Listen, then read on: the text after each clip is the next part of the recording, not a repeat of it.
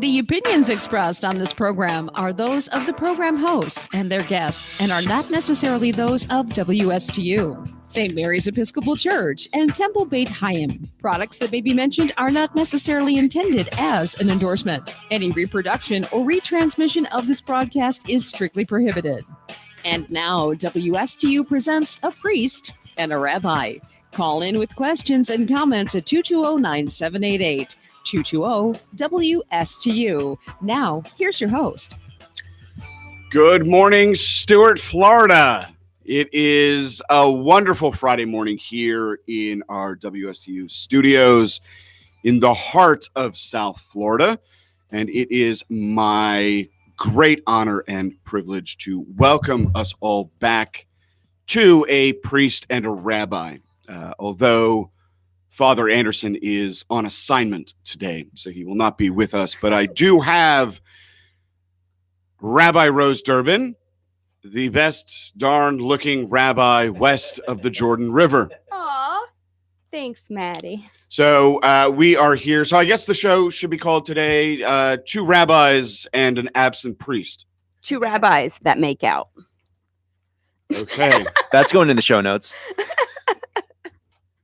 Is my face red? It's kind of like the last show. Kind of like the last show. Kind of like the last one. I think the secret's out. We have 3 kids, Maddie. The secret is out. We do have wonderful 3 children. But it is wonderful to welcome you back. I know that you were with us 52 episodes ago, where we were discussing Judaism, Christianity, and intimacy. Matt's favorite subject. It is one of many that that will get me blushing a color of a stop sign. But it is great to have you on the show. We are going to be discussing and kind of spilling over on last week's conversation, largely about our youth. And what inspires them? What do they experience largely on college campuses, and what their influences are? So, just a little bit of background information, just so that our listeners have an understanding of what you do, where Sure. you work, and to whom you come into contact with. So I definitely have a background in youth education. I've been the director of education at many synagogues. And now I am the rabbi at the Hillel of Broward and Palm Beach. And I mostly am at FAU down in Boca and often at NSU and Davie as well. So I spend all of my time with adorable and crazy college students. So I think I have a pretty good pulse on what's going on with them right now. Oh, great. So, with your experiences working at Hillel, just a little bit of information for some of our listeners on what is Hillel. Such a great question. So Hillel's really special because I'm full of those, by the way. I'm full of good questions. So impressed, honey. Okay. So Hillel is a little different than a synagogue. At a synagogue, traditionally, you become a member, you pay membership to contribute to the community. Hillel is like totally free for the students. We're just so thrilled for them to walk in the doors. We are very generously, our benefactors are very generous community members, and Hillel International really helps us. And so the students can just come, and it's a safe spot on campus. They can come, know that they're loved. It's definitely a place where everyone knows your name, although they are too young to have ever heard of the show Cheers. But that's the type of environment we're going for. We have Shabbat services, Shabbat dinners. We have classes. We have Israel programming. We have social programming, just a lot going on for the students. And we're very successful. We reach almost 1,000 students a year, and it's really, really positive. We send kids to Israel. We have leadership training. It's really an important program, especially at FAU. There's not a lot of student life there, and so we're a really important presence on campus. And the organization itself, it is an international movement. Yes, there are all over the world. There's Hillel Moscow. There's Hillel all over the world. We are present on college campuses because college is such an important time for people to really explore their spirituality, their Jewish identity. They're really trying to figure out, it's the first time away from home. They're trying to figure out what type of adults they want to be. And we're trying to get them to be Jewish adults. So just that last bit of trying to make them make students more spiritual or observant, whatever the terminology may be. How does the outreach work within the Hillel organization, especially for you down at FAU? So we are out there all the time. I probably spent 10 hours just this week out on campus. As you always say to me, Matt, what does Rose do for a living? She gives out candy to college students. But that is a lot of what I do. This week we actually we sat at Starbucks on campus. We're doing Friendsgiving tonight, Friendsgiving Shabbat. So we bought a whole bunch of Friends themed laptop stickers, which the kids just go crazy for. And we give them out, and you get one if you write down something you're grateful for. And this is for Jewish students, non-Jewish students. We're just trying to get our name out on campus, meet new students, invite them to Hillel. We spend a lot of time out on campus. That's where the students are. Most of them might never walk into Hillel. They might be intimidated. They often don't want to go anywhere where they don't know anyone. And so we're just trying to say, hey, meet us, see who we are. Our rabbi is pink hair. She's not scary. Come hang out with us, learn more. And that's really the first step. So within the work that you do you find that a lot of your students are less observant or spiritually curious, or what's the dynamic to those students that you're trying to attract? So it's really half and half. Half of our students grew up probably going to synagogue, were active in their youth movements, had their bar and bat mitzvahs, and then maybe they drifted away when they first got to college, which is understandable. So those are kind of half of our students. They come back eventually and realize they've really been missing that Jewish community. The other half are students that are Jewish, but have really never been involved in formal Jewish life, never been part of a synagogue. I mean, the unaffiliation rates for all religions in this country right now is sky high. And they're really the first generation to show that. I mean, these are Jewish people that have never been to a synagogue. Growing up, for me, I think that number was a lot less. For our parents, it was 0, I would think. So this is the chance to get them in. Birthright is the big way that we get them in. For those of you that don't know, Birthright Israel is an amazing program. It's been going on since I was on the very first trip in 1999 to age myself. And it's completely free. We send students to Israel for 10 days. It's an amazing experience. And literally it is free. And that is a great way to start getting them to connect to Judaism. So to go back a little bit just on personal history, the work and the influences that you have on college students today, did the rabbi to whom you are today, was it influenced by your upbringing, by your college experiences? What were, just a little bit of background information about you, but also through your college years, were there moments of inspiration that you had from the Hillel organization to which you went to in college? Oh, yeah. So I grew up in Huntsville, Alabama. Not a lot of Jews there, shockingly. Although we did bring a lot of Canadians there for our wedding, which they will never forget. But I really had to become a spokesperson for Judaism. It was either sort of hiding it or just being really out there. So I was out there as a Jew, teaching about it from the beginning. My parents sent me to Jewish summer camp because they really wanted me to be around other Jewish kids. And there I met rabbis who were like wearing yoga pants and just hanging out with us and getting to know us. And I thought, oh, that's really cool. Like I could be a rabbi that really gets to know kids and really can be like a role model for them. And then when I was in college, I wasn't that active in Hillel yet, but they knew about me. And at the time...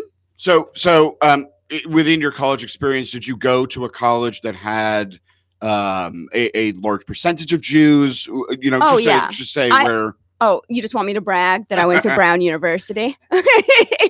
Yes, no pressure, but our kids are all going to Brown University. We are already saving. Thank you for asking. Yes, there were a lot of Jews at Brown, but my best friend was Jewish and never went to Hillel, and she's still my best friend today. So I didn't know anyone there, but I went because I was interested in meeting other Jewish kids, but I wasn't particularly like a leader there yet. But I was the head of the women's peer counseling program, which was basically like the RA program for women at Brown at the time. And so the assistant director of Hillel called me up and said, "Hey, I want to take you out to coffee," which really blew my mind. It made me feel so special. And she said, "Hey, you're a leader on campus with women's issues. We really want to start women's programming at Hillel. Will you start leading it?" And what am I going to say? I said, "Oh, I guess, sure, okay." And I started, we called it the Wonderful Jewish Women's Club.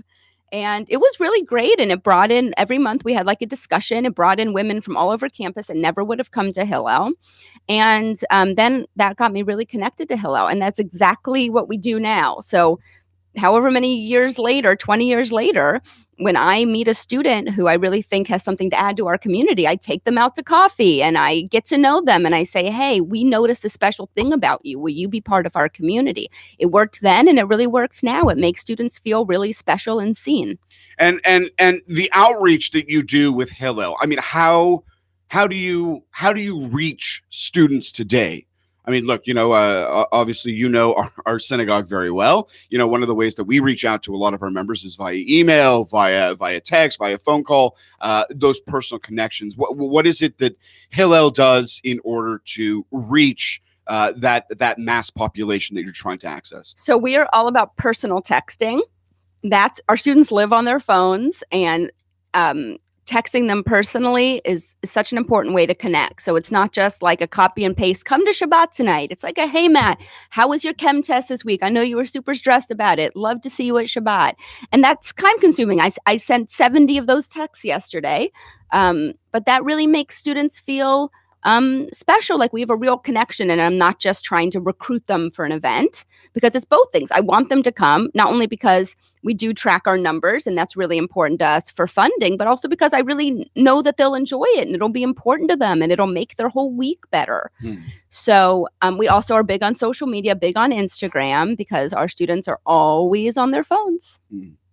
And that shift between social media of, say, Facebook as opposed to Instagram. So Facebook is only for the parents. So I only post on Facebook when I have like something to say about Israel or something to say about the holidays. And it's like very, how we say parav, like very non-controversial and really nice for the parents to see that we're out there with a Jewish message. Whereas on Instagram, we can be a little more, pop culture related, maybe a little off color. Like we really just try to grab their attention, because they scroll through so fast that you have to get their attention in like 0.2 seconds.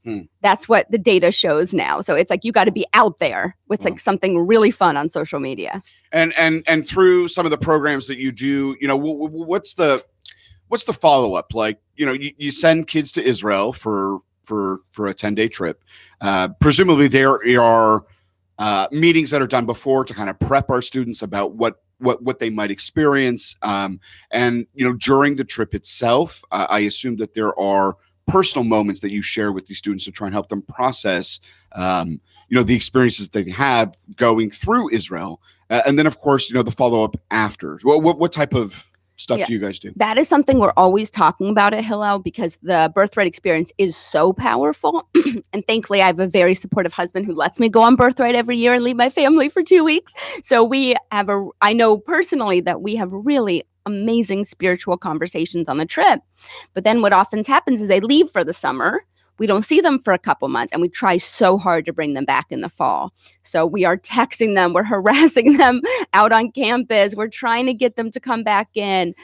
It's not that easy sometimes, because Birthright especially, these are the students who really might never do anything else Jewish, but we got them to go on Birthright. So it might be too tall in order to get them to come to a Shabbat dinner, but they might meet me for coffee.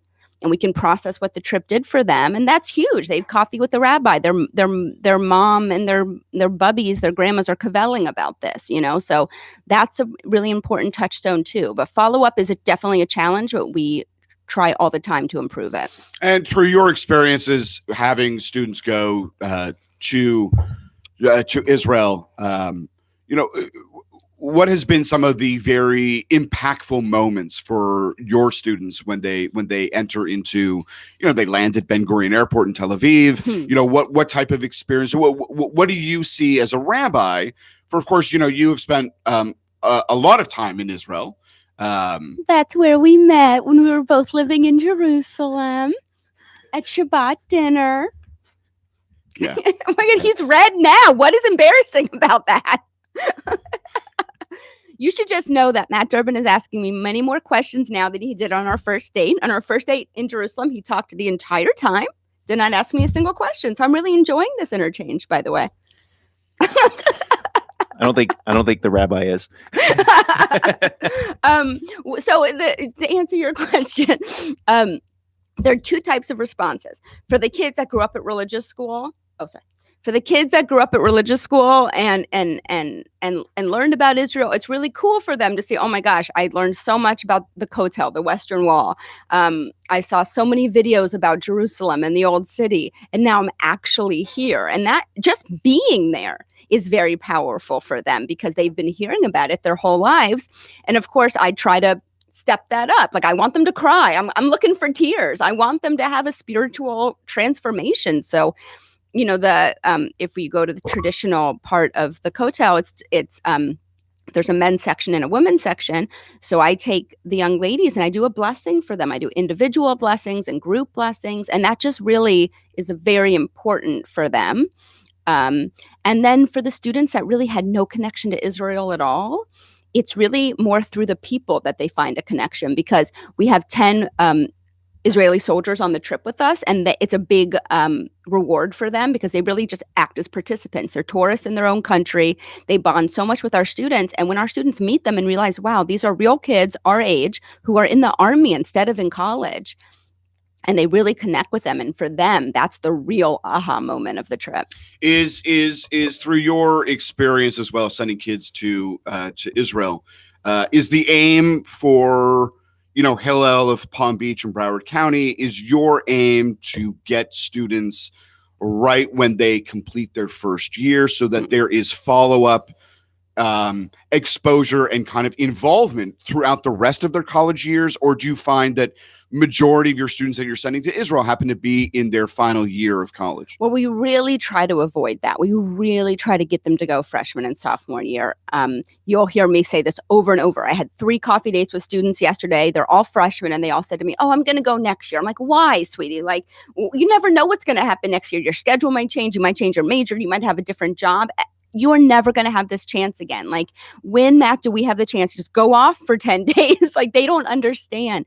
They think they're so busy. And as I often tell them, this terrifies them. I'm like, guys, you will get busier every year of your life. Like, they don't like to hear that, but it's just the truth. So, we really encourage them to go first because they will meet 40 friends on campus, and they will be their friends for the next couple years.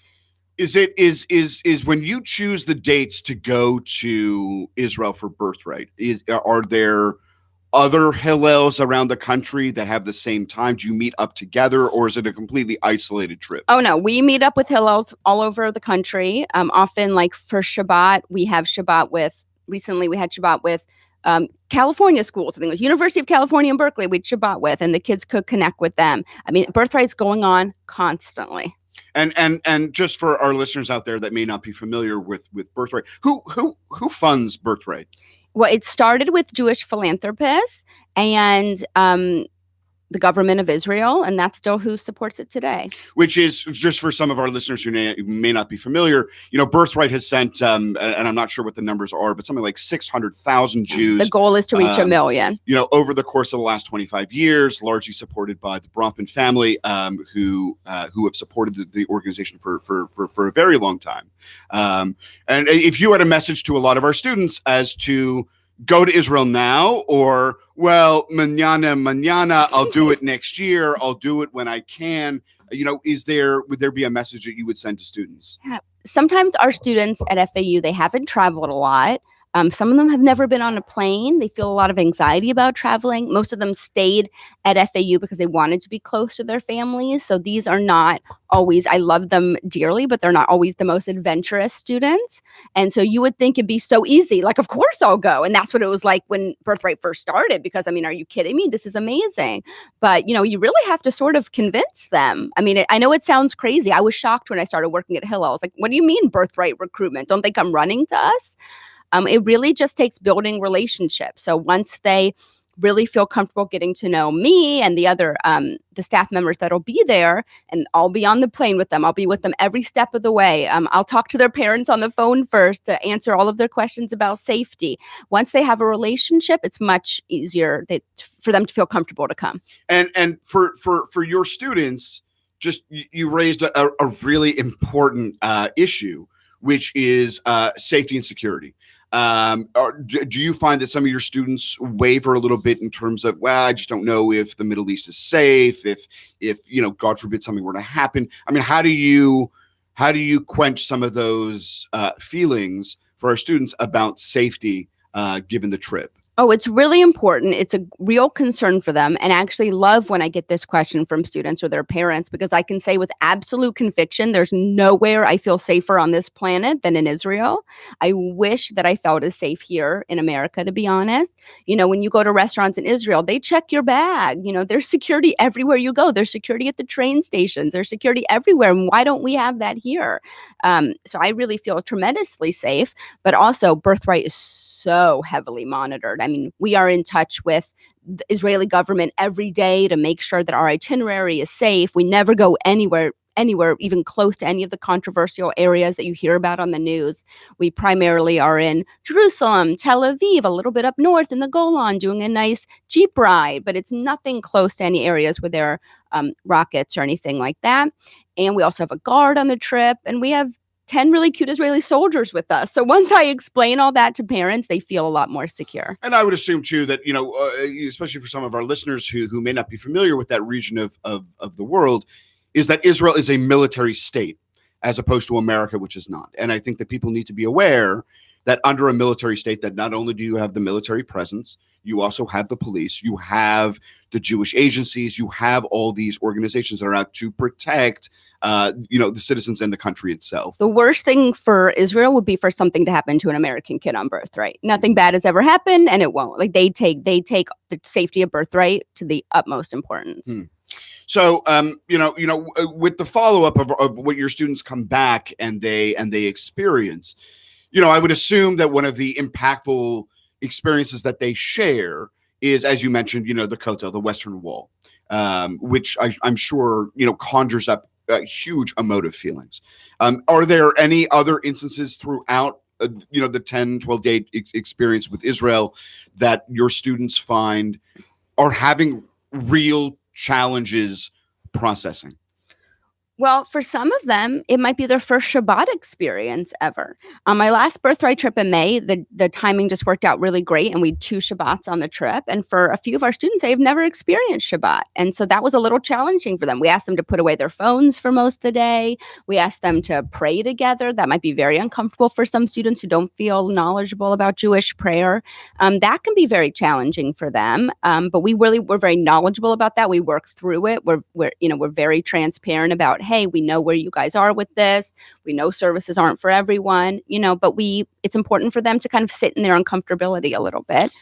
And given the nature of, your students' experiences with Yad Vashem, and just for those that are not familiar, Yad Vashem is the Holocaust Museum that is in Jerusalem. How do your students react to that? So that's really, for me, the most important day of the trip. There's basically 6 things that every single Birthright trip has to do. It's a requirement.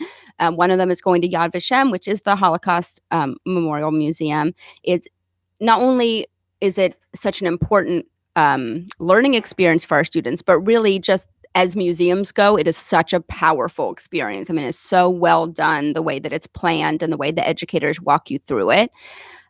So what we do is we go there in the morning, we unpack that a little bit. It's very heavy for them. Some of them might not have a personal connection at all to the Holocaust. And some of them know that their families perished, and some of them have no connection. And I really want them to, everyone now is a little desensitized, right? We see so much on the news, and you kind of have to, just to get through the day, be a little desensitized because there's so much sad stuff going on.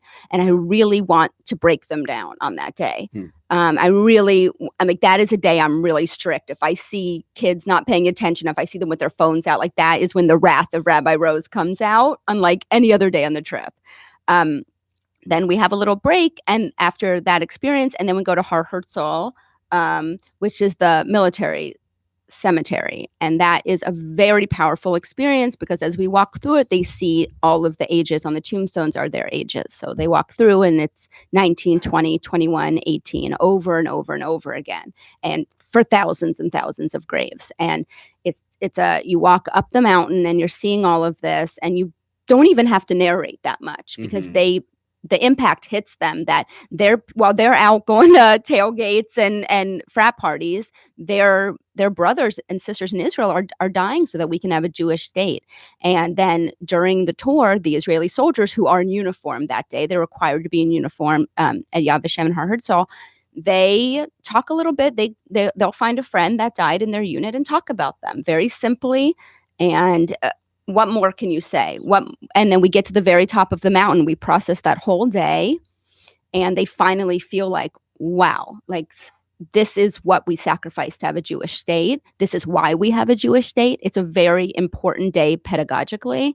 And then we usually let them go out that night and get some of that stress out. And you know, when they land back on American soil, they land back in Florida, they go back to their college classes. You know, do you find through, you know, your ear to the ground, so to speak, of hearing of those students who went to Israel to express their experiences to other students who are slightly disconnected in some way to Judaism or to faith? That's what we tell our students. We're like, you guys had an amazing time. You're now ambassadors for this trip. Like, you got to get out there and tell students how fun it was, how much you loved it, like that they have to go. Like, you have to do that for us because students won't listen to us. They'll listen to you. And so we really, like, I even had a text exchange with a student named Justin who went on Birthright with me a couple of years ago. I've been trying to get his girlfriend to go on Birthright for years, and she just won't go. She won't go. And so we're kind of conspiring together to get her to go because the experience was so powerful for him that we're kind of tag teaming her to like force her to go because we know what a powerful experience it will be for her. But some students are really reluctant. So just to play, let's play priest today.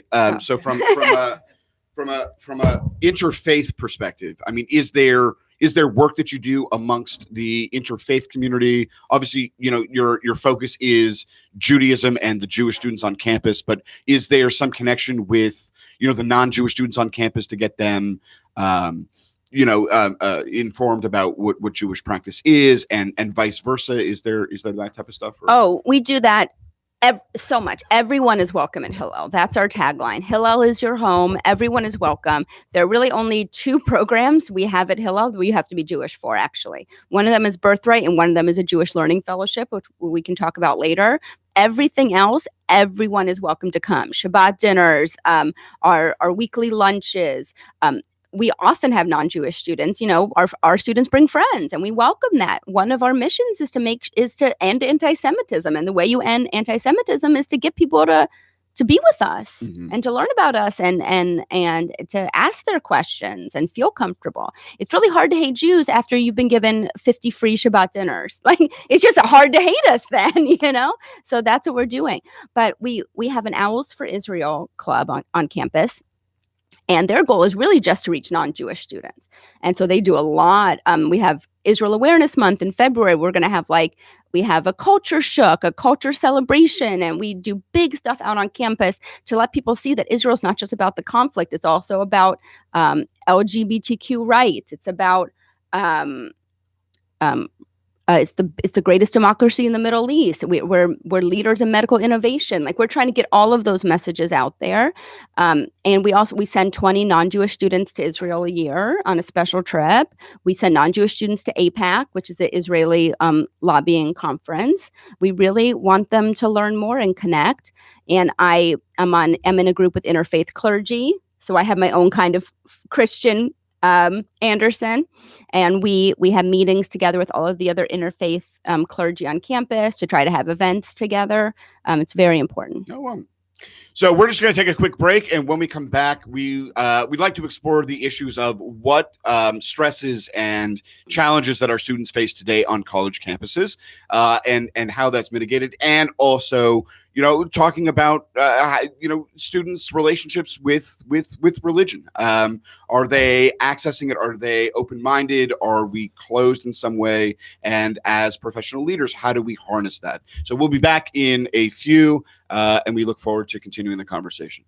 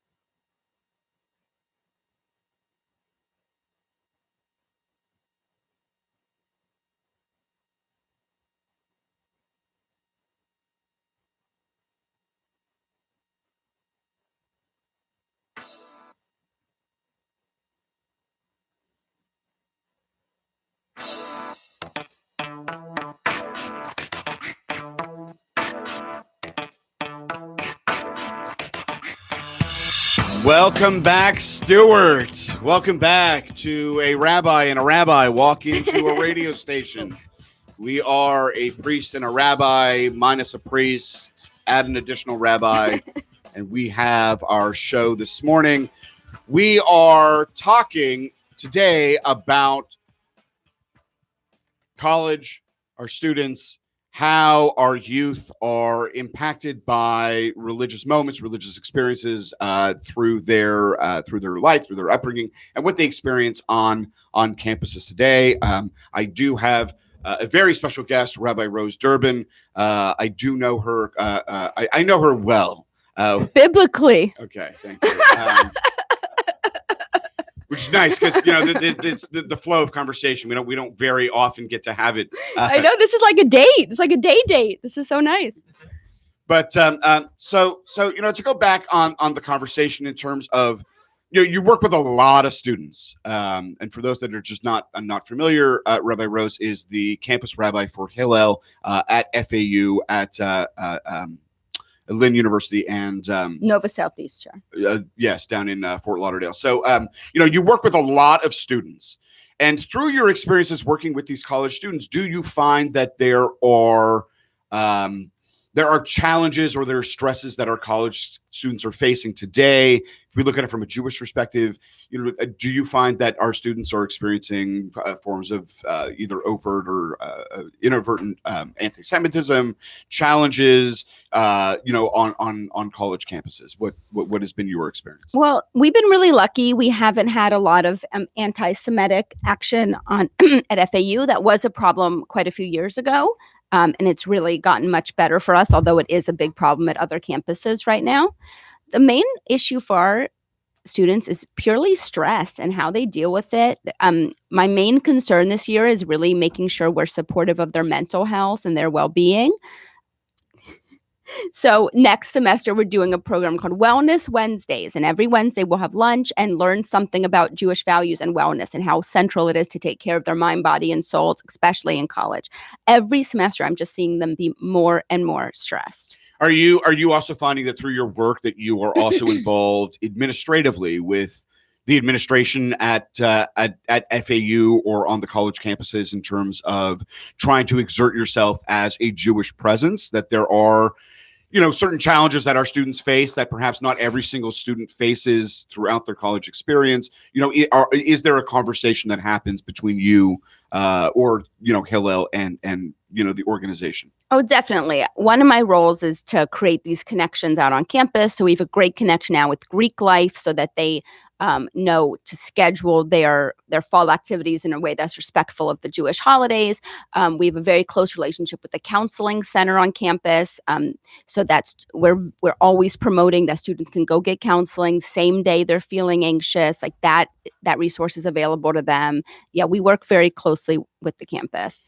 And when you look at the the young adults that you're counseling with or that you're interacting with, do you find that some of the major issues that we face today, major challenges we face today, bullying, temptations, the influence of drugs, is that something that that is of concern for our students today? Absolutely, and I really have a window into their lives because for some reason they let me follow them on Instagram. And so on the weekends, I'm really able to see what they're doing, what they're wearing. And I see it for sure on Birthright because the drinking age is 18 there. So I'm able to really see how they react to these temptations.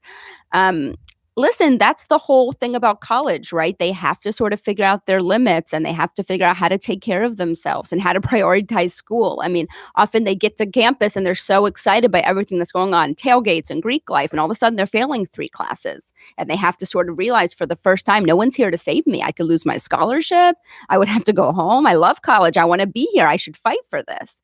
And so we're really there to sort of support them. And part of the conversations we have is, well, how do you go to a tailgate and be able to function later? How do you say no to things? How do you make sure that your sex life is safe and respectful? We get into all of these conversations. So if you have a question that you would like to ask Rabbi Rose, please give us a call at WSTU. It is 772-220-9788. That is 772-220-9788. Any questions that you have regarding college life, religious life, and you have that burning desire to ask, please give us a call.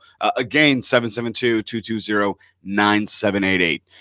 So, Rabbi Rose, if we're looking at some of the challenges that our college students face today, do you find that religion is on the periphery for a lot of our students, and your responsibility? Do you have a counterpart from a Christian perspective on campus, or sure. There's other pastors and ministers out on campus, and that's part of our interfaith clergy group. But not so much like an interfaith clergy group, but you have Hillel. Yeah. Is there some other Christian ministry that is? Oh yeah, they have groups and they have meetings and everything. Now we really have the best space on campus. We're really lucky. We're right in the middle of campus, and the other groups don't have that. So they're always welcome to use our space, but they have challenges even just finding space. But there's a lot of Christian activity on campus, actually, and it's very positive. And I think it's a wonderful support for those students, and that's the kind of support we try to offer our students as well. But is religion on the periphery? Actual religion, yes. I think our students are very grateful to have Hillel, but as far as actually having an inner prayer life or a connection to God, or being able to really converse confidently about Judaism, that's what I'm trying to work on. I think most of our students come in and say, oh, I'm proud of being Jewish, or I'd like to learn more, but that's sort of where it ends. And so what I'm trying to do is really get them to start asking the questions and feel, that's what Judaism is. It's just asking questions. If I can just get them to start being interested and asking questions, I've done my job. And how do you improve for yourself personally, spiritually, academically, in terms of being current, or not burning out, or me personally? Are there conferences that you go to every single year, or is there? I know you obviously have a tremendous amount of staff meetings And just for Yes, those that we don't do. know, it's because when I call and I get a text that says I'm in a meeting, Constantly. and those happen often. But in terms of how do you, for yourself, improve your own ability to lead and be present with our students' lives through conferences, through interactions. Sure. Well, as you know, you've known me for quite a while. I do have some kind of inner well of energy that keeps me going. We don't know how it works. I sleep an average of an hour a night. So thank God that literally thank God that I'm able to function every day. You as well. But yeah, I go to yoga a lot. That helps. So again, thanks for being such a supportive spouse. But yeah, we have Hillel conferences, but really it's just the work that keeps me energized. I mean, everyone's so nice to me at work. No one yells at me like at home. Not my husband, my kids. But speaking of questions, you'd asked me about questions that students have before. Should I share some questions my students have? Please. So I've been doing, every semester I do this Jewish Learning Fellowship. It's a really amazing program. Students commit to 10 weeks of Jewish learning. We meet Monday nights, and of course I feed them. I am a Jewish mother, so I feed them, of course. And it's a set group of about 18 students. And we have conversations every Monday night. There's a different theme every Monday night. It could be sex. That's always a fun one. Matt would run away from that one. It could be friendship, social media, the role of Shabbat or Sabbath in their lives. And they have to be off their phones, which is the big thing. But they commit to it. And it's a really powerful experience for them because, as I explained to them, it's an hour and a half every week. That's just for them. It's for their own spiritual development. It's for them to ask hard questions. It's not a class. There's no grade. There's no judgment. And they can actually make real friends because they put down their phones and actually make eye contact and speak about personal things. So the last session every semester is Ask the Rabbi. So we had that last night at NSU. And I wanted to share some of the questions they had because it's really indicative of where their minds are and how when they're given the space to ask anonymous questions, they really are asking serious questions. They really have spiritual matters on their minds. So this one was a great one. Have you ever thought there's not a God? They would never ask me that face to face because they don't even want, people to know that they care about God or that they're thinking about God. I mean, that's just not what the kids are talking about, right? They're talking about like binging, episodes of The Office and Friends. They're not talking about God. And so do you find that that's a recurring theme amongst yes. a lot of your students in terms of, the notion that, I can't show you God or prove God exists, but in terms of as a rabbi, how do you address that question? Because it's really an emotive important. one. It's really important. And I also think to ask a question, have you ever thought there was not God? Probably the person that asked that has that fear that there's no God or has had that doubt and they're too scared to ask it, or they think maybe I'll judge them if they've doubted that God exists. So, I do talk to them about my faith, which is very strong, but I also tell them, listen, I've been so blessed and lucky. I haven't had a tragedy in my life. And that's often when our doubts about God or our anger at God really creeps up. But I do think that my faith will carry me through if something like that happens. But I understand if there are times you doubt God. And so it's very important to bring that up with the students. So just to go on that question, because I think it's a very powerful one. And just to bring your daughter into it. So there was a time where and I don't know if it's our daughter likes to push buttons, but we'll be driving in the car and she'll say to me, Dad, I don't believe in God. And I don't know. Like I said, I don't know if it's trying to push buttons or if she's exploring. And for those, I guess all of you out there know, the worst thing you can do. She wants to get a reaction from us, right? The worst thing you can do is yell at her or something. Although I'm inclined to. But I think even with because from a mind of an 8-year-old as opposed to the mind of a 20-year-old or even a 19-year-old, 18-year-old is still the same, right? Because from the mind of your daughter at 8 who is asking the question, in her mind she's saying, but I can't see God. And if I can't see God, it doesn't exist. And I think the same challenge with our students is that notion. And, and I hope you like my response that I do tell our daughter, which is, I say to her, I can't show you God, but you can feel God. Show me how I can feel God. That's not how she talks. But, in terms of what I will say to her is, do you love me? Yes. Well, how do you know? I don't know. I can feel it. Well, it's the same feeling that we have with God. I can't show you God, but you can have spiritual experiences that make you feel good, which is the God in you. And I wonder, is that type of conversation that you're having with some of our students who, because like you said, to ask the question means that there must have been something in our lives that have impacted us to be able to say, maybe I struggle with God and I struggle with the understanding that is there one, is there not one? Oh, absolutely. And listen, when I meet our sweet baby freshmen at FAU, I'm really able to like empathize so much with their experience because that's Ellie in 10 years. I mean, to me, it's not that I treat them like babies, but I mean, I just see that they're little still, and they still have these same struggles, and yet now they're living on their own, and that they still have all these same questions. So that's exactly how I describe it to them. Like I say to them, listen, I think a lot of people struggle with God because they have had tragedy in their life and they think, well, God's in charge of everything. So God did that. So I don't believe in God. And I have to say something really controversial to them, which is that, guys, I don't actually think God decides who gets sick or who dies when. Like, I don't believe that, but I believe that God is the reason we get through tragedy. God is with us like your best friend, like your mom and dad, like that unconditional love. I said, my best friend's sick. The students know that. I talk about him. Like, guys, I can't believe for a second that God chose my best friend who's not yet 40, who has a kid to have metastatic cancer. Like that's just not how God works.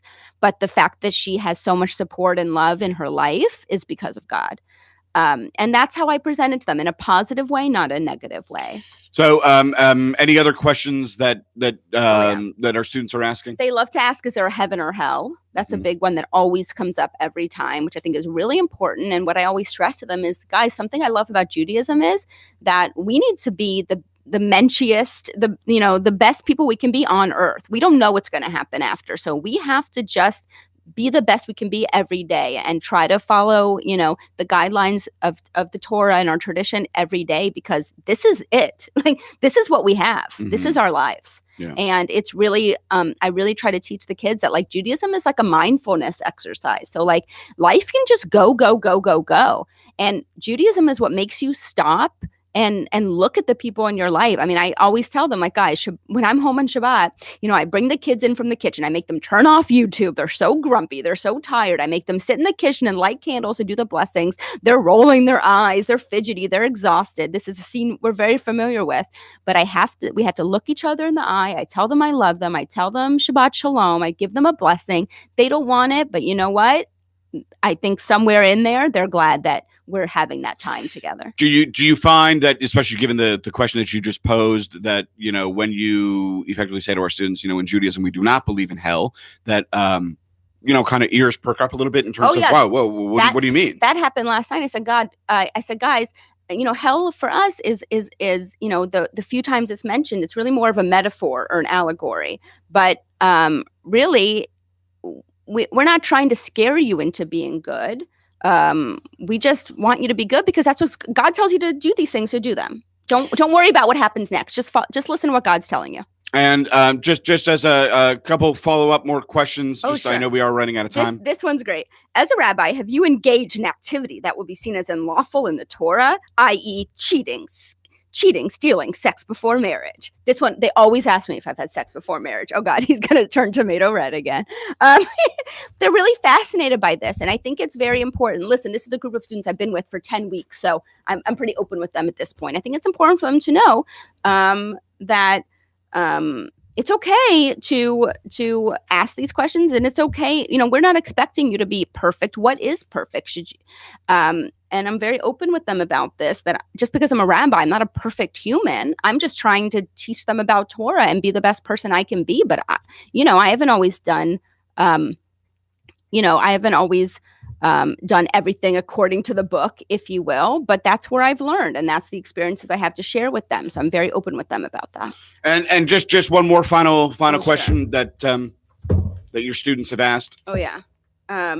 The kids down at NSU are very interested in these questions. What is the most important thing to do to be great in relationships? Because they're really trying to navigate even just friendships and how to have real relationships. And I always tell the students, listen, guys, it's better to have 3 close friends you can trust than a million friends that don't know you. And we talk a lot during this Jewish Learning Fellowship about what it really means to be a real friend, and what it means, like what we look at Jewish texts dating back thousands of years where the rabbis were still arguing about how can you be the best friend possible. Why is friendship important in your life? And we're looking at these texts, and I say, hey guys, isn't it kind of amazing that our rabbis were talking about sex, they were talking about relationships, they were talking about they were talking about how to live your best life in ways that you can actually relate to, and Judaism is here as a guide for you. It's not like a weight, an albatross on your shoulders. It's like it's a resource for you. So I'm going to teach you how to use it. And you know, when your students phase out and graduate, is there follow-up that's done with your organization and, you know, say college kids who they finish their undergraduate degree, maybe they go off to, you know, to a master's program or a graduate school program, either in state or out of state, or perhaps don't. Is there follow-up that you guys do in terms of reconnecting? Oh yeah, we try to get them to donate to Hillel. But yeah, we encourage them to connect with their Jewish communities where they are now and try to give them the tools to do that.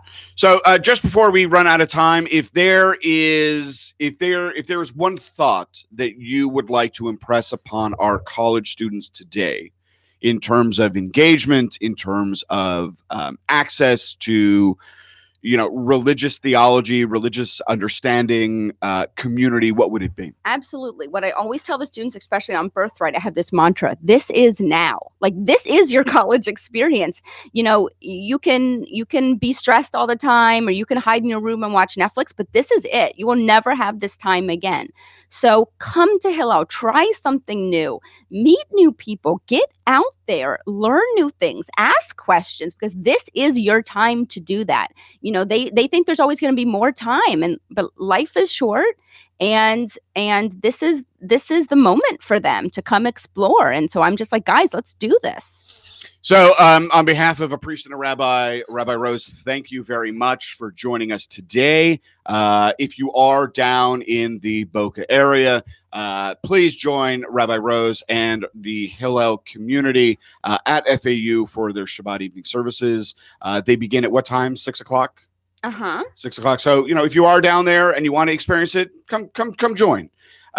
Just a brief note, if those of our listening community are interested and available, this Sunday at 4 o'clock at Temple Beit Hayam, we are having our third annual interfaith Thanksgiving service. It will begin promptly at 4 o'clock at Temple Beit Hayam, which is 951 Southeast Monterey Commons Boulevard. All are welcome to attend. If you do plan on joining us, please, if you wouldn't mind, bring us a non-perishable item to which we can donate to the House of Hope to give others an opportunity to eat and to be part of community. So that is this Sunday, the 24th at 4 o'clock.